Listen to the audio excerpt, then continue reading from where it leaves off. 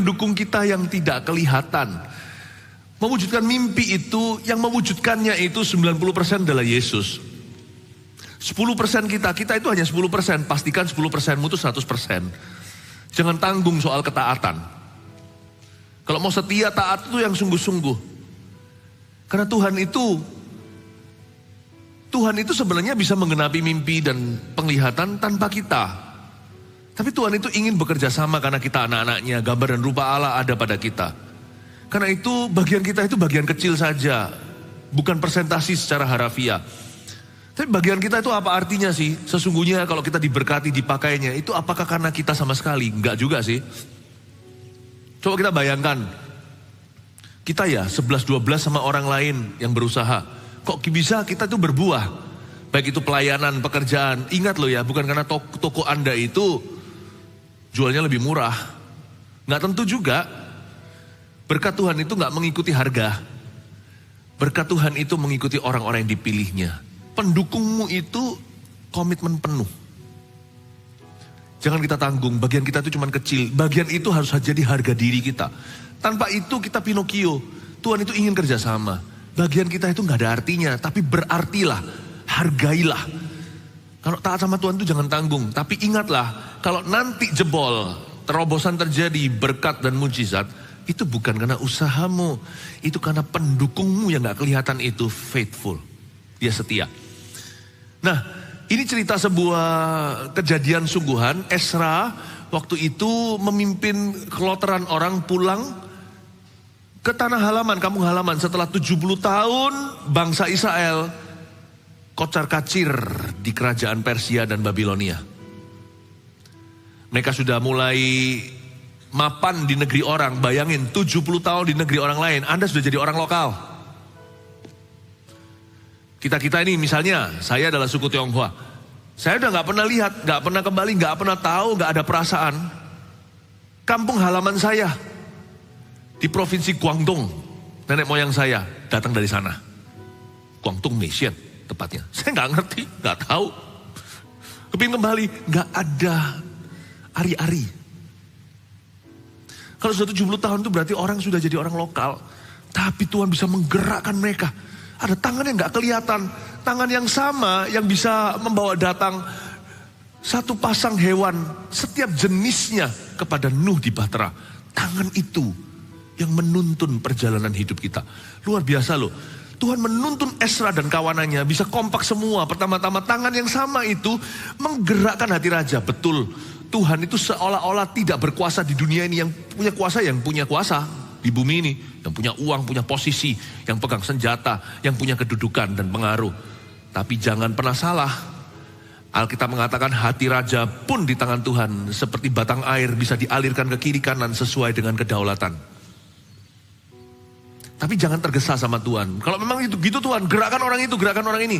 Emangnya Tuhan bisa disuruh-suruh? Bukankah kita harus berdoa kehendakmu yang jadi, bukan kehendakku? Sabar dulu.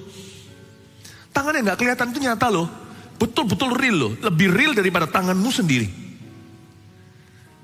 Tapi seringkali cara kerjanya, jalannya bukan jalan kita. Jadi kita harus tunggu dulu. Kita harus belajar untuk ngalah sama Tuhan. Karena Tuhan itu Raja. Saya ingin Anda untuk melihat bahwa dari perkara Nehemia dan perkara Ezra ini, kejadian luar biasa terjadi. Mereka itu dituntun kembali 1.400 kilometeran, sekitar 900 sekian puluh mil. Itu pergi dari daerah Irak, nah dari atas sana turun ke Yerusalem di selatan, sudah dekat ke Mesir. Itu gak main-main perjalanan dan bayar harganya. Kalau bukan tangan yang gak kelihatan yang mendukung mereka, mereka sudah dirampok di tengah jalan. Karena mereka membawa banyak perkakas bait suci. Dari 70 tahun yang lalu ketika Nebukadnezar Raja Babel itu menghancurkan bait Allah. Itu ada perkakas emas. Perkakas perak. Itu barang-barang mahal-mahal. Belum lagi sumbangan daripada umat Tuhan yang gak bisa pulang. Dari jutaan itu 50.000 yang kembali. Itu kalau bukan tangan yang gak mendukungnya. Kalau gak ada tangan kalau tidak ada tangan yang tak kelihatan itu mendukung mereka. Mereka sudah jadi korban. Gak mungkin lah perampok itu bodoh. Wong mereka itu oyong-oyongan. Mereka itu rombongan. Pasti tahu lah, bajak laut juga ngerti. Tapi mereka bukan di laut, ini bajak darat. Mereka pasti tahu lah, namanya perampok itu udah profesional. Kok gak bisa satu pun di antara mereka dijamah oleh orang-orang jahat. Jangan remehkan loh, hari ini Anda baik-baik saja, itu karena perlindungan Tuhan. Tangan yang gak kelihatan itu seringkali gak diperhitungkan gara-gara dia gak kelihatan. Tapi kalau mau kelihatan, kalau tangan itu diangkat baru kita kerasa ternyata selama ini perlindungan Allah. Amazing how you don't get sick. Bagaimana kita gak jatuh sakit, sakit pun sembuh. Tapi kita juga gak bisa berkata orang yang sakit gak sembuh lalu dia ditinggalkan Tuhan. Gak bisa juga. Jangan hakimi. Tapi coba hitunglah berkatmu one by one. Ada banyak hal itu yang gak Anda perhitungkan. Padahal kalau itu diambil akan mulai perhitungan dengan Tuhan. Tangan yang gak kelihatan itu nyata bekerja. Dia melindungi kita. Nah, Ezra itu pulang kembali membawa satu rombongan orang untuk membangun bait suci ya. Ibadah-ibadah sebelumnya kalau Anda dengarkan historinya banyak atau sejarahnya. Saya jelaskan ini itu. Nah, sekarang saya anggap di ibadah yang sekarang ini langsung lompat episode kelima, buka bersama dengan saya di Ezra pasal yang kelima. Pembangunan dimulai lagi dengan izin Raja Darius karena mereka tadi di pasal 4 ditentang. Gara-gara oposisi mereka mundur. Biasanya bangunan itu sering molor kan, kalau ini molornya nggak tanggung 15 tahun. Pernah Anda buat rumah 15 tahun nggak jadi? Mungkin ada loh, ada berapa teman saya tahunan nggak jadi loh. Tapi yang ini keterlaluan. Kalau ini bukan karena mereka itu cerewet, rewel dengan desainnya, tapi karena mereka itu izinnya dicabut oleh raja sebelumnya. Tapi Tuhan itu ajaib, raja berikutnya bisa berubah kebijakan. Di ibadah sebelumnya saya jelaskan, mungkin rencana Tuhan, mimpimu untuk digenapi itu terhambat. Tapi kalau Anda tetap mendekat sama Roh Kudus, dia hanya pernah bisa terlambat. Tidak pernah bisa dibatalkan. Do you know that mimpimu dan mimpiku, penglihatanmu dan penglihatanku kalau itu dari Tuhan tidak bisa dibatalkan. Tuhan tidak buka refund policy atau tidak ada kebijakan kembalikan mimpi penglihatan itu gak ada. Sekali itu keluar seperti salju turun dari langit ke bumi, dia melakukan bagiannya membasahi dunia, tidak bisa kembali lagi. Tahukah? Mimpi yang Tuhan berikan kepada Anda, baik itu mimpi di malam hari waktu tidur sebagai peneguhan firman, atau suatu janji yang Anda terima, itu sudah sah. Itu sudah sah. Hanya karena itu belum kejadian, bukan berarti itu nggak akan terjadi sama sekali. Makanya itu kita harus tekun menanti. Pembangunan dimulai lagi dengan izin Raja Darius. Saya mau jelaskan bagaimana tangan yang tidak kelihatan itu tetap bekerja, bahkan ketika mereka dihambat. Dan lihat ya, ujungnya, garis akhirnya, gimana Tuhan memutarbalikkan keadaan. Tuhan itu maestronya. Jangan nilai buku dari halaman depannya. Jangan nilai buah dari kulitnya. Nanti dikiranya makan buah ini berdarah-darah padahal dalamnya durian. Jangan nilai Tuhan sebelum waktunya. Kalau seolah-olah terhambat 15 tahun. Tapi kalau Anda lihat bagaimana Tuhan memutarbalikkan, hanya bisa satu suara. Haleluya. Allah kita itu nyata. Ayat 1, tetapi Nabi Hagai dan Sakaria bin Ido, kedua nabi itu, bernubuat terhadap orang-orang Yahudi yang tinggal di Yehuda dan di Yerusalem dalam nama Allah Israel yang menyertai mereka. Pada waktu itu mulailah Serubabel bin Sealtiel dan Yesua bin Yosadak membangun rumah Allah yang ada di Yerusalem. Mereka didampingi dan dibantu oleh nabi-nabi Allah. Berhenti di sana, 2 ayat saja. Jangan bingung dengan nama-nama ya, sekalian Bible study. Supaya semua di sini gak usah masuk ke sekolah teologi, satu persatu ilmu pengetahuan Alkitabnya bertambah. Sebenarnya dalam lakon cerita, kejadian sesungguhnya, di kitab Ezra itu berhubungan dengan Nehemia. Makanya sebelahan juga ditaruh di Alkitab. Setelah Ezra datang berapa tahun kemudian, Nehemia menyusul. Ezra itu seorang hamba Tuhan, dia seorang pendeta, seorang revivalist pembawa kebangunan rohani, orang yang sangat aware, sangat sadar akan kerohanian. Dia nggak tertarik dengan bangunan, dia tertarik dengan kehidupan rohani umat Tuhan. Makanya dia datang, set up dulu, bukan company, tapi set up worship service atau ibadahnya. Dia ajari yang benar caranya gimana. Hidup untuk Tuhan seperti apa nantinya. Ezra juga menjadi orang yang protes keras ketika mereka kawin campur. Ezra ini holiness preacher, seorang pengkhotbah kekudusan. Ezra ini bisa mengembalikan hati bapak kembali kepada anak, hati anak kepada bapak, maksudnya Israel dengan Allahnya. Ezra ini seperti Elia tapi tanpa mujizat, karena dia adalah seorang ahli Taurat. Nehemia adalah seorang pembangun tembok. Dia ini seorang juru minuman, dia ini F&B.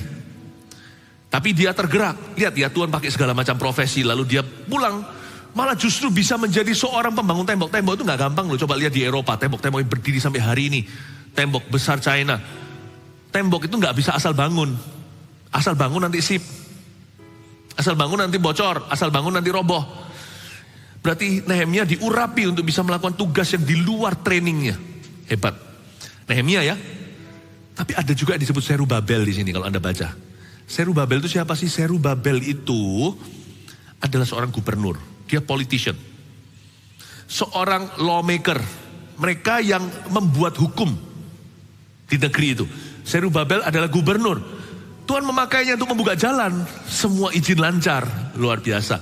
Siapa namanya? Yosua di sini atau Yesua. Yosua yang sama ini disebut di kitab Sakaria. Yesua ini adalah imam besarnya. Sebenarnya nggak overlapping, tidak saling tumpang tindih dengan Esra. Sama-sama rohaniawan tapi fungsinya beda. Yang satunya itu adalah seorang imam besar, Yosua. Tetapi yang satunya itu turnaround man, orang yang memutar balikan. Sekalipun ada seorang yang punya kedudukan sebagai pendeta, bukan berarti orang itu akan menjadi man of the hour atau dipakai Tuhan jam ini untuk memutar balikan keadaan. Jadi mereka saling melengkapi. Oke, supaya jangan bingung ya. Lalu juga ada 2 nabi di sini. Ada satu yang gak disebut di era yang bersamaan. Ada Nabi Hagai. Kalau Anda tahu Hagai, Hagai lah yang mengucapkan kata-kata ini, emas perak punyaku, kata Tuhan. Hagai yang berkata, apakah sudah waktunya kamu membangun rumahmu dengan kayu yang begitu mewah, sedangkan rumah Tuhan reruntuhan. Hagai ini seorang nabi yang muncul di waktu yang tepat untuk mencubit bangsa Israel yang tidak mau menunaikan tugasnya. Udah datang sekian tahun, malas-malesan, beralasan. Mereka tidak mau memperjuangkan. Kan ada kan orang mau bikin sesuatu, misalnya mau bikin musik, gak jadi-jadi, 3 tahun ditunggu juga percuma menanti. Ada orang mau bikin buku juga gak jadi-jadi. Banyak orang itu hanya bisa mencanangkan, tetapi gak bisa menyelesaikan. Bahkan bisa memulai tapi tidak bisa mengakhiri. Nah, Hagai ini untuk mencubit yang begini. Karena bangsa Israel waktu itu, padahal mereka itu sudah taat sama Tuhan dari Babilonia, sudah mapan jadi orang lokal sana, pindah ke tempat yang puing-puing, menjadi sarang lalat pikat. Yerusalem namanya, kota suci itu yang sekarang menjadi kota yang najis. Mereka datang ke situ kan untuk membangun sesuatu. Ke sana malah lupa diri setelah sekian tahun mapan. Banyak anak Tuhan juga gitu, jadi orang Kristen. Padahal dia dulu diselamatkan itu dengan begitu rupa, ketika jadi orang Kristen biasa. Kita lupa kenapa kita hari ini diselamatkan.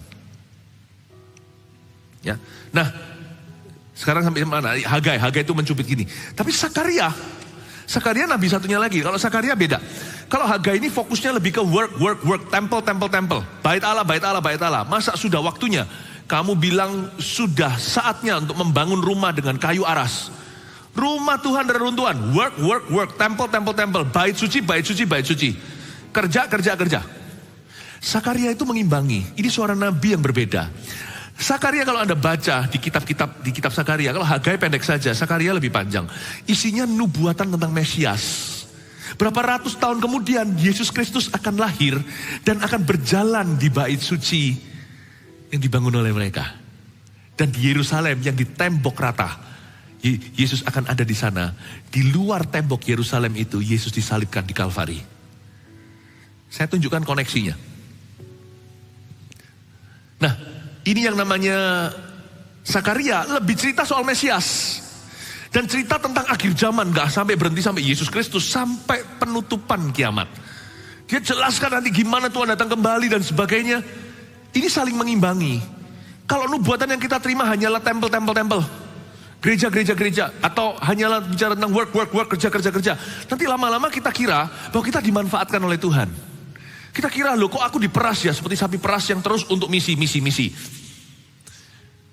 Tetapi Sakaria menjelaskan kingdom, kerajaan.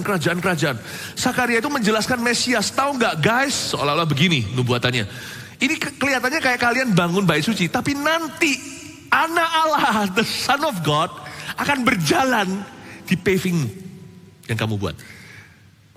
Nanti Yerusalem ini akan menjadi tempat penebusan manusia dan menjadi kota suci dan menjadi tempat bersejarah di mana seorang Allah, anak Allah yang turun ke dunia akan menyerahkan nyawanya dan memutar balikkan semua kutuk dari situ. Jadi mereka dapat broader vision, mendapatkan visi yang lebih luas.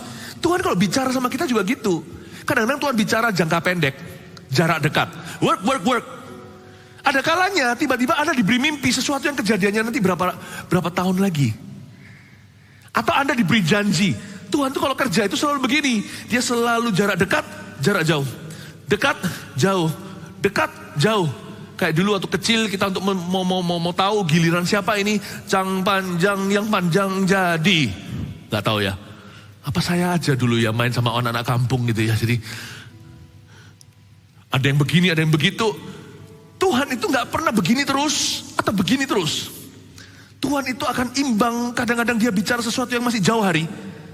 Kadang-kadang Tuhan bicara tepat yang ada di depan Anda hari ini. Yang panjang, yang pendek.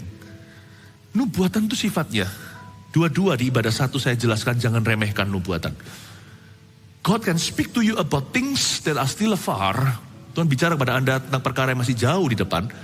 Yang bahkan bisa jadi sejauh sampai keturunan Anda loh.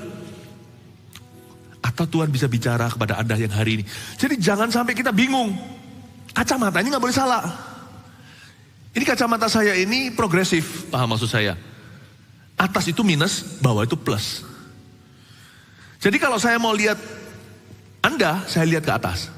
Saya mau lihat Alkitab saya yang tulisannya kecil ini. Saya waktunya ganti Alkitab yang tulisan besar. Tapi sayang ini, Alkitab khotbah saya udah ikut saya puluhan tahun. Saya harus lihatnya ke bawah. Jangan salah ya, waktu Tuhan bicara sesuatu yang dekat, Anda mimpi untuk yang jauh. Gak connect sama Tuhan. Pernah gak Anda bicara gak connect? Gak enak kan? Gak dapat apa-apa kan? Dan orang yang bicara sama Anda juga gak dapat sesuatu. Tapi waktu Tuhan bicara sesuatu yang jauh, Anda tanya, tapi buktinya mana Tuhan? Gak enak loh orang begitu tuh, attitude-nya kurang bagus sikap hatinya.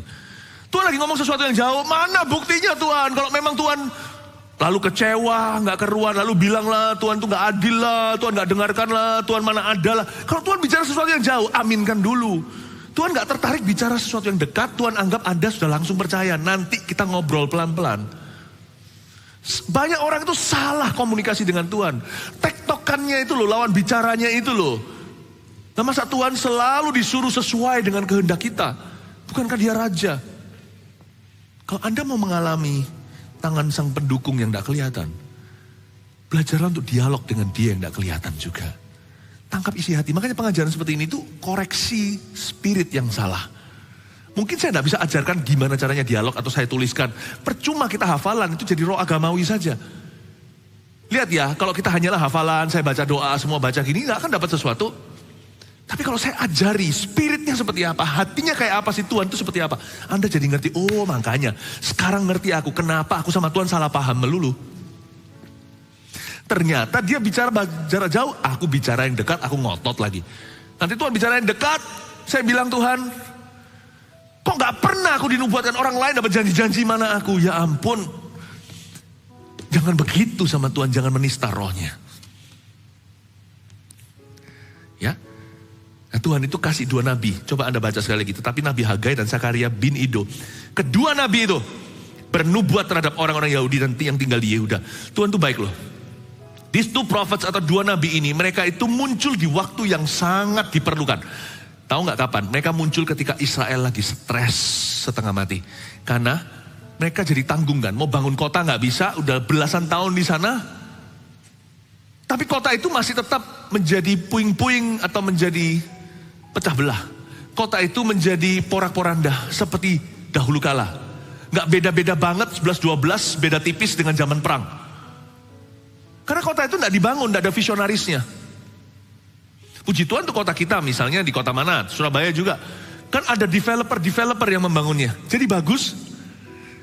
Yang tidak di-develop nanti lihat ya area-area itu jadi jadul. Menjadi old fashion atau menjadi ketinggalan. Kota itu nggak di-develop sama siapa-siapa. Tempatnya coyote, tempatnya serigala, tempatnya burung hantu. Jadi mereka mau bangun nggak bisa karena sudah dilarang sama Esra. Bangun itu harus bangun terlebih dahulu mesbah, bait suci. Jadi nggak bisa. Mau maju susah, nggak susah. Jadi mereka tuh gentayangan sudah terlanjur pulang. Nggak bisa zaman dulu seperti zaman ini tinggal terbang. Zaman dulu tuh jalan kaki 4 bulan. Dan mereka sudah cabut semua dari situ, udah bye-bye sama semuanya kan gengsi, malu. Itu kembali lagi. Mereka itu lagi stres ini. Maju nggak bisa, mundur sudah terlambat. tiba-tiba Tuhan munculkan 2 nabi. Sekalipun nubuatan nabi itu belum terjadi, mereka menceritakan perkara-perkara in the future yang masih di masa depan. Hagai gak dapat janji gimana, Hagai hanyalah perintah, kerja. Sakaria janji untuk zaman jauh. Meskipun demikian, sekalipun mungkin Anda belum mengalami pertolongan dalam pergumulan Anda, faktanya, kebenaran bahwa ada orang yang peduli dengan situasimu itu dari Tuhan loh. Adanya orang yang dimunculkan, ya. Mereka tidak memunculkan diri. Jikalau Anda lagi susah hati, ada orang menghiburmu, tergerak melakukan itu. Mereka yang mendoakan Anda, ingatlah, itulah anak Ido, itulah Hagai dan Sakaria yang Tuhan utus dalam hidupmu. Tapi kan belum mengalami mujizat. Siapa bilang kalau Tuhan itu berkenan selalu mujizat dulu? Kalau Tuhan berkenan, Tuhan akan biarkan Anda sengsara sendirian. Tuhan pasti akan sertakan Hagai Sakaria dalam hidupmu. Ketika Anda lagi tidak ada pengharapan, tiba-tiba ada firman yang mengena, itu juga Tuhan. Lalu khotbahnya kok bisa pas dengan kondisi saya, itu juga Tuhan. Atau Anda bisa, misalnya lewat multimedia, lewat media sekarang kan kita jangkauannya online juga. Anda masukkan di chat situ, Anda bilang doakan, lalu langsung dibalas 1 menit kemudian. Itu juga Tuhan. Apa yang baik dan benar, semua yang mulia dan layak dipuji, yang dimunculkan saat Anda stres sekali, itu Tuhan. Munculnya kedua nabi itu hawa baru. Hagai dan Sakaria dimunculkan ketika Israel depresi. Jangan minta dosis lebih tinggi. Kalau Tuhan kasih dosis segitu, bersyukur dulu. Dan berkata thank you. Sebab waktu Hagai dan Sakaria muncul, apapun yang mereka katakan belum digenapi. Bapak Ibu Saudara, pikirkan, pernah gak Anda susah? Lalu tiba-tiba Tuhan kirimkan seorang rekan doa. Pernahkah Anda sedih? Ya, dulu waktu saya pernah mengalami kesedihan sesuatu. Anak saya waktu masih kecil, saya masih ingat. Tiba-tiba bisa datang, peluk saya. Saya anggap itu Tuhan. Bukankah anak-anak ini yang tahu hati bapaknya yang punya kerajaan sorga? Itu anak saya bukan Tuhan. Tapi saya rasa Tuhan suruh dia rangkul saya. Jangan minta mujizat besar dulu. Belajar untuk deteksi pendukungmu yang tidak kelihatan. Gak tentu dia melakukan sebuah aksi demonstrasi yang kelihatan mata seperti mujizat yang nyata. Tapi segala sesuatu yang sifatnya gak kelihatan, belajar untuk baca. What God is doing in the air. Apa yang Allah sedang lakukan? Di udara. Kenapa tuh anak saya kok bisa datang dan peluk saya? Ya. Bapak Ibu Saudara, belajar perhatikan. Mereka itu didampingi dan dibantu oleh nabi-nabi Allah. Ayat 2 kalimat terakhir. Saya suka dengan kata didampingi. Allah itu adalah Allah yang mendukung dan mendampingi kita. Mereka didampingi dan dibantu oleh nabi-nabi Allah. Tahu nggak? Tuhan kita itu adalah pendukung. Tuhan kita adalah pendamping. Tuhan itu mendampingi kita. Tapi kan kita sukanya kalau Tuhan dampingi kan tunjukkan gitu kan ya. Manusia kan sukanya gitu. Kalau memang Tuhan dampingi kan tunjukkan, buktikan. Nah, gak selalu gitu cara kerja Tuhan.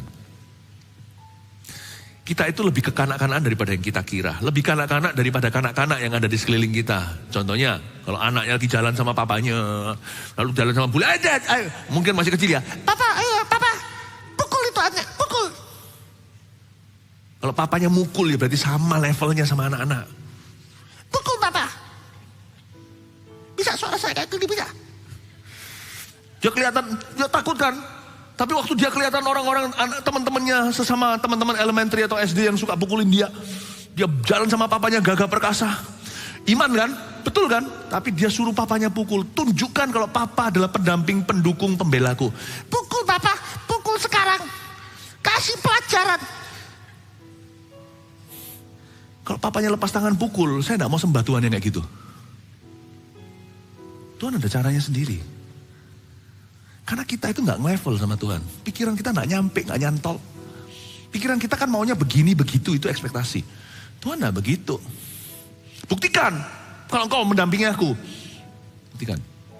Gak begitu. Makanya ada pepatah berkata begini, jangan cobai Tuhanmu. Minta boleh, berharap boleh.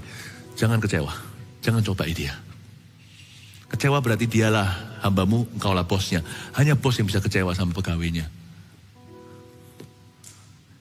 Bapak Ibu Saudara, Allah kita mendampingi umatnya. Didampingi dan dibantu oleh nabi-nabi Allah. Nah pertanyaan saya sekarang, siapa nabimu di hidupmu? Siapa? Pada saat kita menghadapi pergumulan itu, kita harus punya sources atau kita harus punya sumber-sumber dengan S huruf kecil, meskipun sumber S huruf besarnya adalah Tuhan. What are your spiritual sources? Apa yang menjadi sumber rohanimu? Temukan itu. Galilah sumurmu sebelum Anda haus dan dahaga. Berbahagialah orang yang sudah punya hubungan yang privat dengan firman Tuhan. Berbahagialah orang yang sudah punya kebiasaan untuk mendengarkan khotbah yang menyehatkan. Ya, makanya saya selalu dorong juga. Saya nggak akan bisa dorong jemaat gereja lain. Ayo dengarkan. Tapi kalau sama jemaat sendiri, saya gembalanya, saya bisa dorong Anda untuk menyelesaikan 5-5 ini, dicicil pelan-pelan sekalipun saya nggak bisa jadi polisi untuk melihat apakah sungguh-sungguh Anda lakukan. Ini kan untuk menciptakan sources atau sumber-sumber kekuatan Anda. Rema-rema itu kaya. Ada perbedaan antara firman Tuhan privat, waktu kita baca, itu pertumbuhan pribadi, dengan firman Tuhan yang dikhotbahkan. Tuhan memakai kedua-duanya untuk fungsi yang berbeda. Of course, yang pertama, prioritas satu adalah Alkitab itu sendiri. Kalau Anda nanti gampang Anda ditipu oleh pengkhotbah siapa? Karena karisma. Karena kita semua kan kembali ke textbooknya.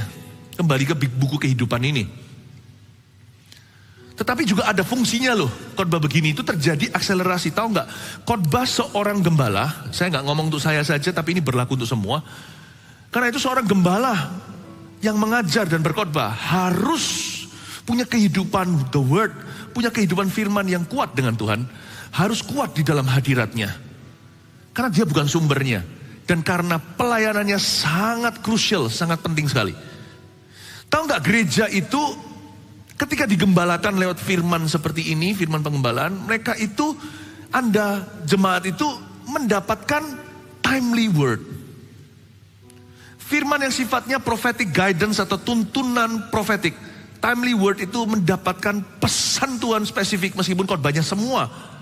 Tapi satu persatu dapat sesuatu, itu menunjukkan bahwa Roh Kudus menggembalakan kita semua. Tuhan Yesus menggembalakan kita semua. Dan ini terjadi akselerasi. Sehingga sekalipun pengalaman kita beda-beda, satu keluarga dengan yang lainnya atau satu individu dengan yang lainnya, tapi masing-masing itu mendapatkan tuntunan yang mirip karena minum dari sumber yang sama dengan S huruf kecil. Terjadi kairos. Saya kasih contoh. Kemarin waktu breakfast with God, pulang itu saya dapat dengar banyak kesaksian.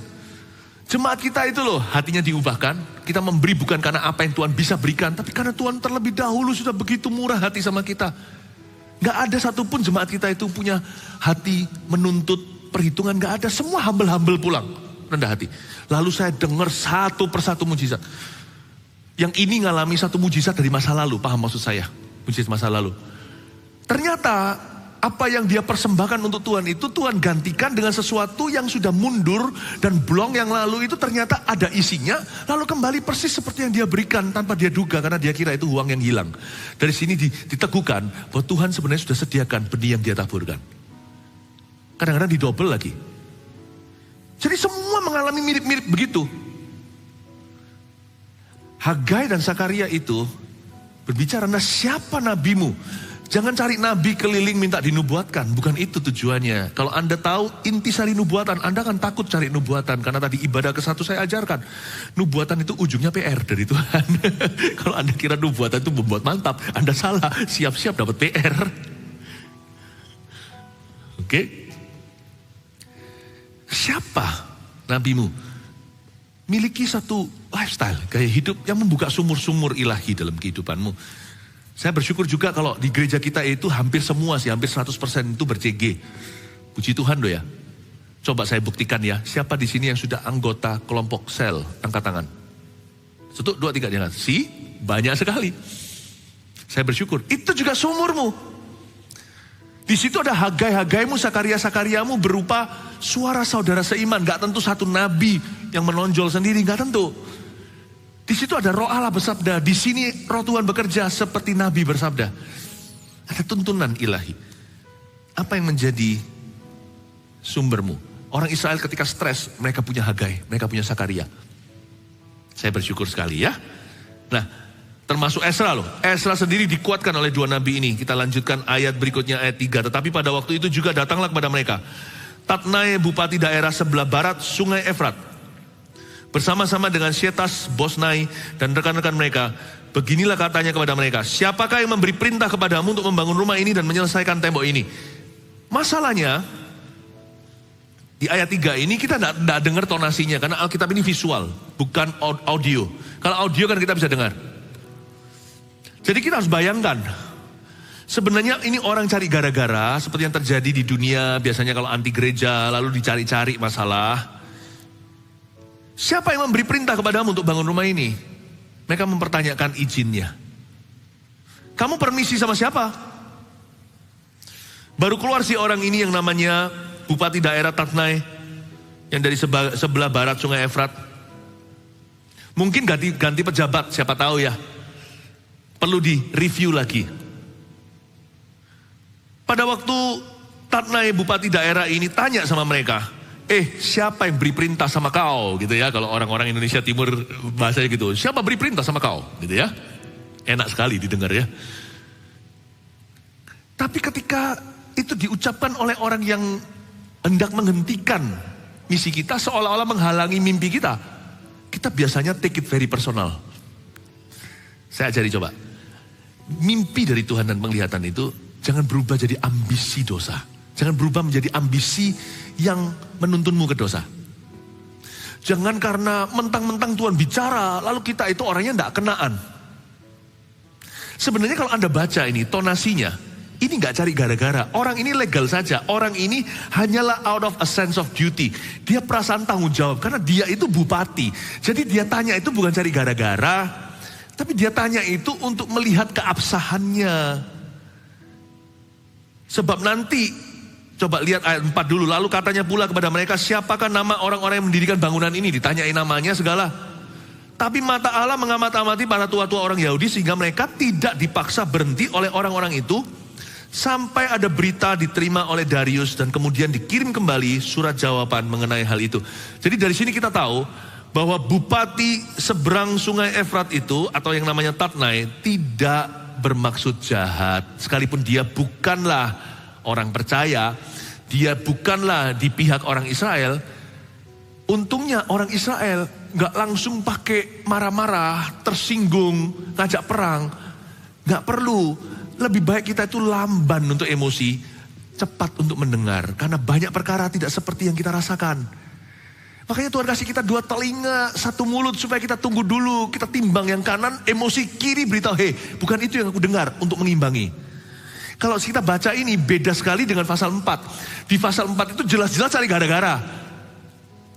Di pasal 4 ada salinan kan, diserahkan pada raja sebelumnya, dari macam-macam itu, dari kami semua, oleh Rehum bupati zaman itu, Rehum bupatinya. Ini Tatnai.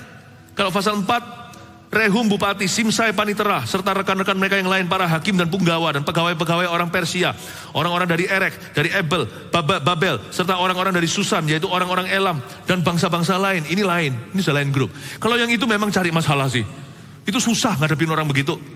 Nafsunya memang untuk membunuh. Mau gimana pun juga nggak. Mau gimana pun kita juga nggak akan benar di matanya. Memang orang cari gara-gara. Akhirnya mereka seolah berhasil. Tapi sebenarnya mereka hanya bisa delay the project. Mereka tidak bisa cancel the project. Karena kalau Tuhan sudah taruh capnya, mungkin kita bisa terlambat namun tidak akan pernah telat. Tapi kalau ini Tatnai lain cerita. Karena itu jangan cepat marah. Jangan cepat tersinggung. Loh, aku disuruh Tuhan loh. Jangan gitu. Gak semua orang itu punya pemahaman yang sama selevel rohani. Hendaklah kita yang lebih kuat itu belajar untuk mengerti dan menggiring yang lemah. Jangan ikut-ikutan emosi. Suami istri, istrinya doa, atau suaminya bisa doa terus, marah. Aku doa kok, kalau aku udah doa, nggak usah. Ya, apa yang bisa tak bantu? Kan lebih baik gitu. Itu nggak pernah terjadi di antara kami sih, karena kami saling mendukung untuk berdoa. Cuma saya dengar juga pasti pernah terjadi di antara orang-orang, di antara jemaat. Nggak usah mentang-mentang kalau itu perkara dari Tuhan. Lalu kita tersinggungan. Untungnya bangsa Israel tidak langsung emosi. Karena kalau emosi bisa berabe. Maksud hati bupati ini hanya tanya. Loh padahal jangan lupa loh, Esra itu membawa surat raja loh. Anda kalau baca, Esra itu bawa surat raja. Tidak segala sesuatu itu bisa gini loh. Ini loh, legal. Tuhan ajari kita untuk sabar. Karena masalah sesungguhnya seringkali bukan legal atau tidak. Tapi hubungan yang korsleting. Karena itu dalam sebuah hubungan relationship, jangan coba untuk menang-menangan. Sebab kita tidak ingin untuk mengalahkan orang lain kok. Ngapain sih saya itu surrounded by losers atau saya itu dikelilingi oleh orang-orang yang kalah melulu.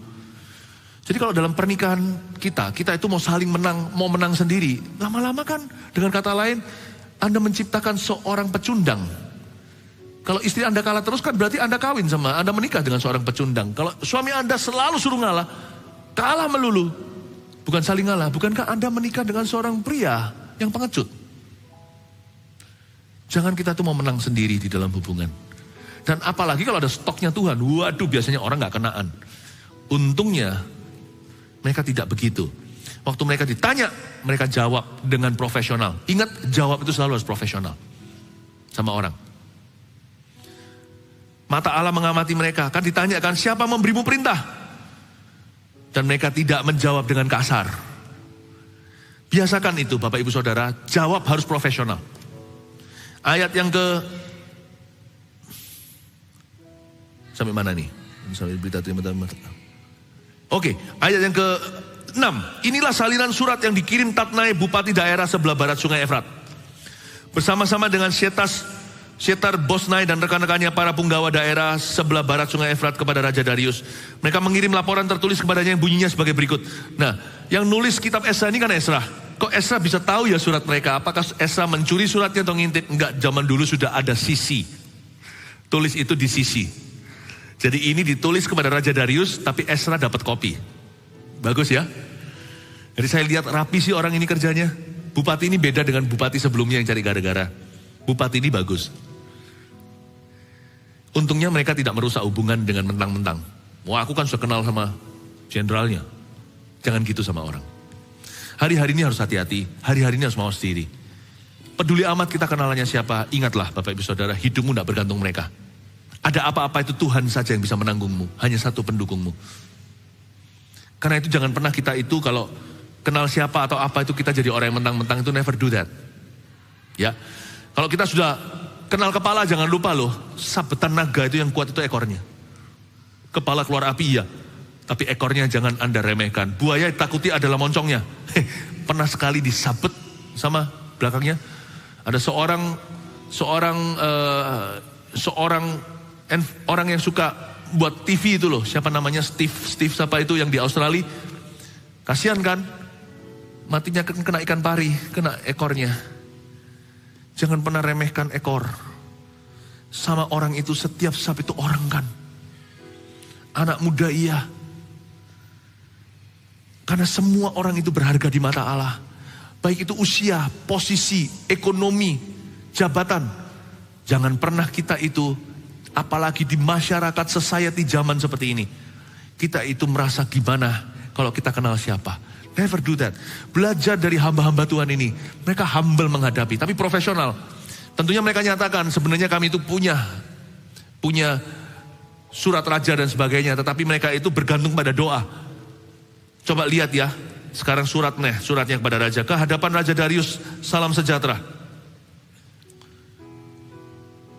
Ayat 8. Kiranya raja maklum bahwa kami datang ke daerah Yehuda, ke rumah Allah yang maha besar. Rumah itu sedang dibangun dengan batu yang besar-besar, sedang dindingnya dilapis dengan kayu. Dan pekerjaan itu dikerjakan dengan seksama dan berjalan lancar di tangan mereka. Oke sih, kalau Anda lihat tidak ada biasnya, tidak ada biasnya. Ini hanya report saja. Saya suka sekali membaca gini, kalau dibandingkan antara pasal 5 dengan pasal 4, surat yang menghentikan pekerjaan mereka. Kalau ini kan tidak menghentikan, pekerjaannya jalan. Anda kalau compare apple to apple, kalau dibandingkan satu dengan satu, Anda lihat yang satu itu surat nafsu, yang satu ini surat profesional. Ya, saya bukan notaris. Saya biasanya paling nggak telaten yang kecil-kecil gitu. Makanya saya heran kalau saya baca Alkitab kok bisa teliti. Itu adalah kasih karunia Allah dan doa jemaat. Tapi ini kan kayak notarisannya, kayak seperti tulisan kepada raja, surat wasiat, surat sakti ini. Lihat ayat yang ke-9. Kemudian kami menanyai para tua-tua itu, beginilah kata kami kepada mereka, siapakah yang memberi perintah kepadamu untuk membangun rumah ini dan menyelesaikan tembok ini? Ya kan, persis kejadiannya, tidak ditambah-tambahi, tidak dikurangi. Lagi pula kami tanyakan kepada mereka nama-nama mereka untuk memberitahukannya kepada tuanku dengan mencatat nama orang-orang yang mengepalai mereka.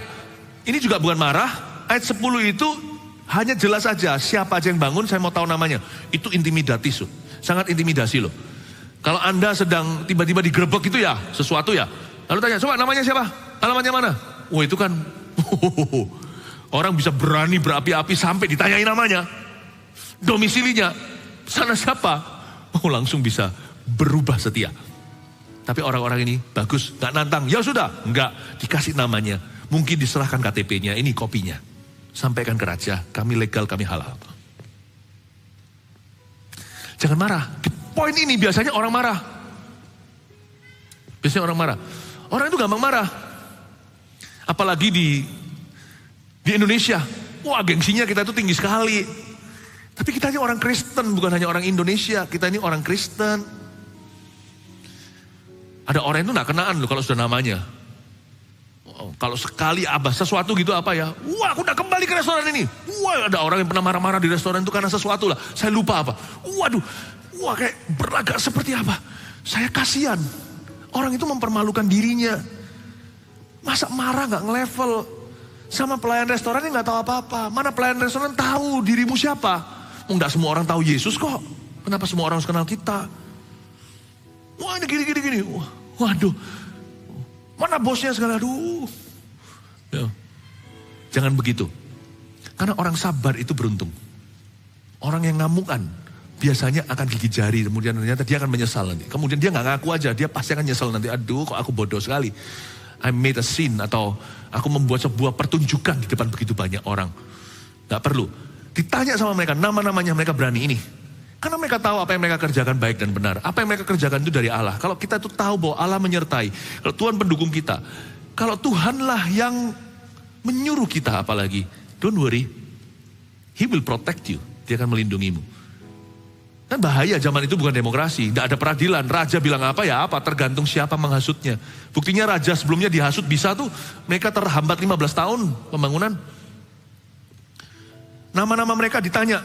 Lagi pula kami tanyakan kepada mereka nama-nama mereka untuk memberitahukan kepada tuanku dengan mencatat nama orang-orang yang mengepalai mereka. Inilah jawabannya yang diberikan mereka kepada kami. Perhatikan jawabannya. Dari sini kita bisa belajar bagaimana kedewasaan kelompok Esra, Nehemia, Yesua, Serubabel, Hagai, Sakaria, dan Maleaki juga. 3 nabi terakhir. Inilah 3 nabi terakhir yang kumpulkan seluruh perjanjian lama. Di zaman ini kelihatannya pekerjaan terhambat. Ternyata Alkitab di Old Testament atau perjanjian lama jadi dikumpulkan, dikompilasi. Coba bayangkan. Orang mengira di masa-masa gelap itu 15 tahun ngapain atau gimana. Justru mereka itu bisa kumpulkan firman, gak ada pengangguran. Dalam rencana Tuhan. Kalau tangan Tuhan mendukungmu, sekalipun Anda bisa dihambat atau terlambat, pasti jadi sesuatu yang lain. Pasti jadi sesuatu yang baru. Tidak bisa pekerjaan Tuhan itu dihentikan.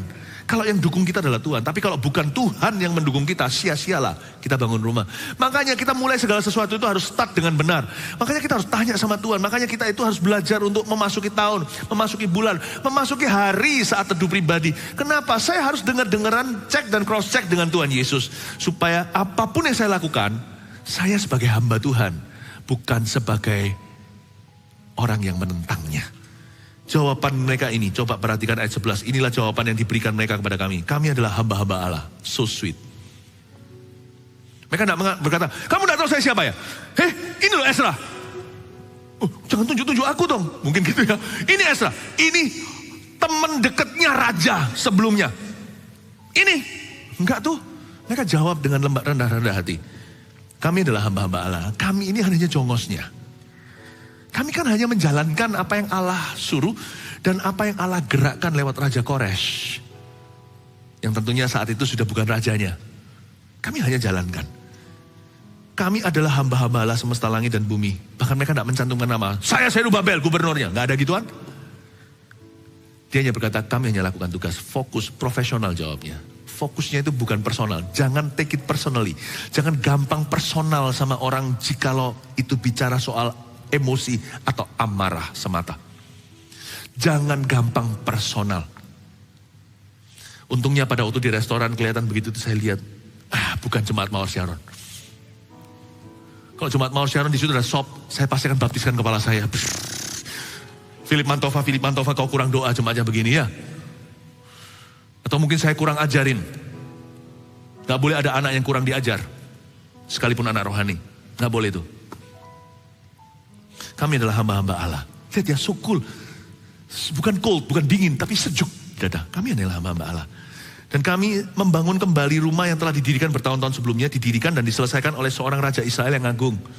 Tapi sesudah nenek moyang kami membangkitkan murka Allah, semesta langit, maka diserahkannya ke dalam tangan Nebukadnezar, Raja negeri Babel, orang Kasdim yang merusak rumah itu dan mengangkut bangsa itu sebagai tawanan ke negeri Babel. Lihat, orang emosi mana bisa cerita? Dia bisa cerita dengan kronologis, berarti dia gak emosi sama sekali. Dan jawabannya tertata dengan baik, semua dipikirkan, profesional loh orang-orang ini. Zaman itu sudah ada sisi-sisian, coba bayangkan, di zaman purbakala itu loh, surat menyurat itu sudah begitu profesional sekalipun bukan elektronik. Apa yang harus Anda approach, dekati dengan profesional, jangan asal-asalan. Apa yang perlu diketik. Jangan tulisan tangan. Zaman itu, untuk menghormati pejabat, mereka lakukan itu. Dan ini pejabat yang sebenarnya tidak cari gara-gara. Bisa aja mereka salah ngerti, tersinggung dulu. Tapi ternyata enggak, puji Tuhan. Tapi pejabat ini juga profesional kerajanya. Lalu Tuhan membangkitkan. Akan tetapi pada tahun pertama zaman Kores ayat 13. Raja negeri Babel dikeluarkan perintah oleh Raja Kores untuk membangun rumah Allah ini. Mereka beritahu raja siapa yang suruh mereka. Ini perlengkapannya disertakan. Juga perlengkapan emas dan perak dari rumah Allah yang telah diambil oleh Nebukadnezar dari bait suci yang di Yerusalem. Dan dibawa ke dalam bait suci yang di Babel. Diambil pula oleh Raja Kores dari bait suci yang di Babel itu. Dan diserahkan kepada seorang yang bernama Sesbasar yang telah diangkatnya menjadi bupati. Jelas sekali ya. I love it. Tahu gak sebenarnya? Bupati Tatnai ini salah satu bentuk wujud berkat terselubung. Karena mereka kira orang ini oposisi. Ternyata gara-gara orang ini, izinnya jalan lagi. Jangan cepat duga. Jangan cepat memanggil musuh itu teman. Atau teman itu musuh. You gak tahu. Tapi pegang aja hidup berkenan. Karena orang yang hidupnya dikenan Allah, jalan orang itu disertai. Musuh orang itu pun didamaikan. Saya gak tahu Tatnai itu maksud hati yang dalam-dalamnya apa. Hanya Roh Kudus yang kenal. Hanya Tuhan yang maha tahu. Tapi gara-gara ini berkat terselubung. Sebenarnya bentuk tangan Tuhan menyetir semua cerita pembangunan bait suci ini begitu indah. Ini semua sutradara di dunia tidak bisa temukan plot twist yang seperti ini. Ayat 15, perintahnya kepadanya, ambillah perlengkapan ini, pergilah dan taruhlah itu ke dalam bait suci yang di Yerusalem, dan biarlah rumah Allah dibangun di tempatnya yang semula.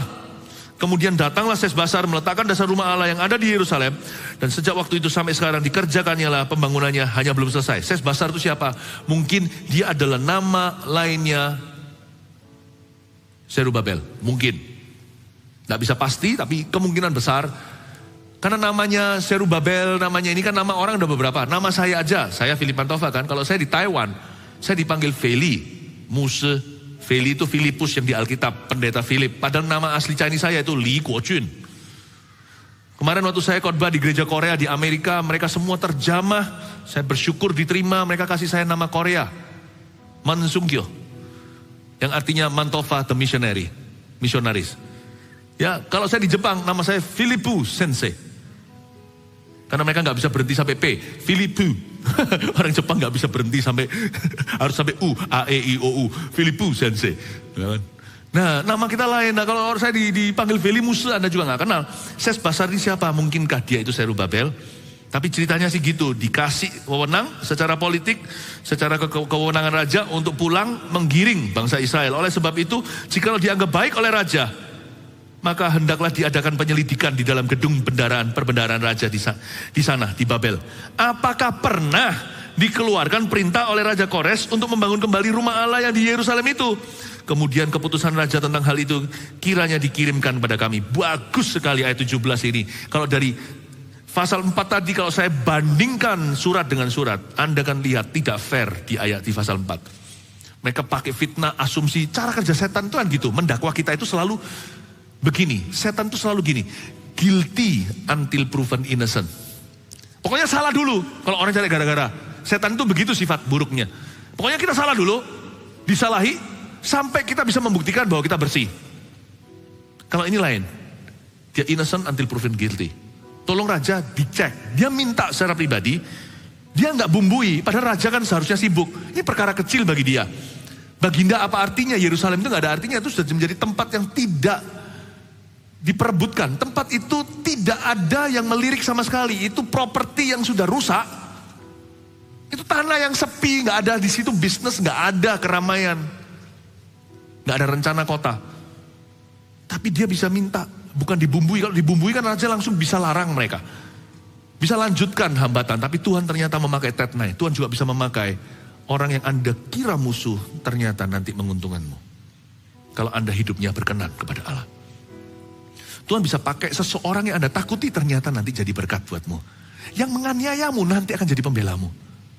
Oh ajaib. Gini loh, chapter kita belum selesai, babnya. Bab kita masih berlanjut. Karena itu tenanglah. Yang penting jangan tinggalkan Tuhan. Udah itu nomor 1 dan nomor terakhir. Alfa Omeganya jangan tinggalkan Tuhan. Rugi meninggalkan Tuhan.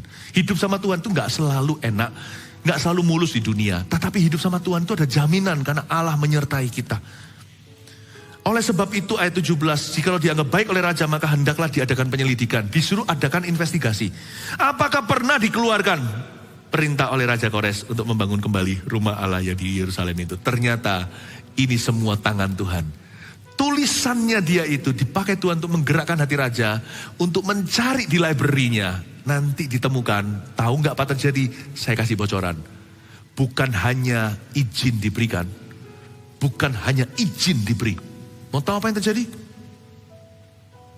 Kalau izin diberikan kan biasa, lu biayain sendiri. Ini enggak. Malah gara-gara surat ini, Tetnai juga dapat tugas baru. Apa itu? 2 minggu lagi. Haleluya, kasih tepuk tangan untuk Tuhan. Mari kita semua bangkit berdiri. Puji Tuhan. Oh luar biasa, Tuhan kita itu maha ajaib di dalam merancangkan apa yang terbaik untuk putra putrinya.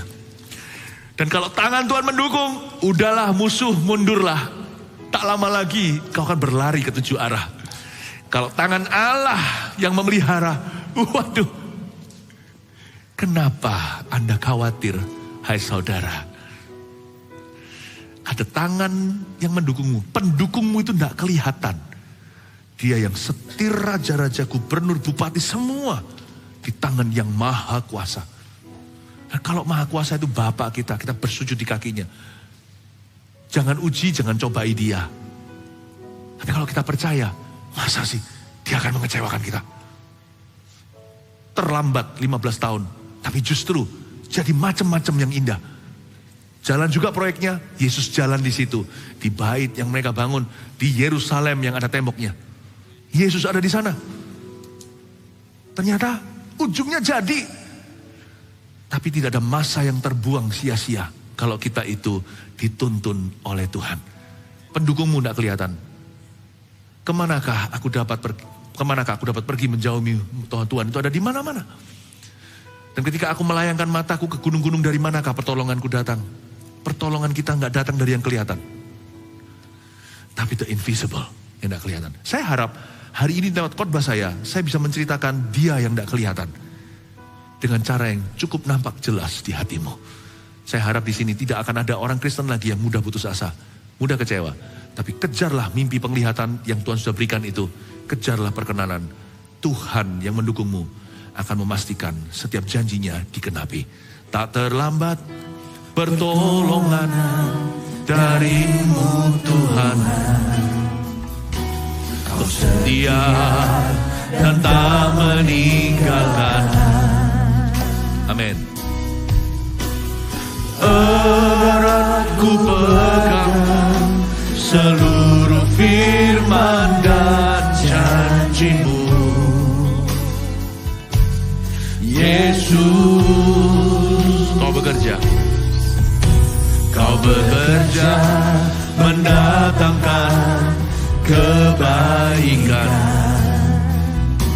Dengan iman kau menyatakan sekarang.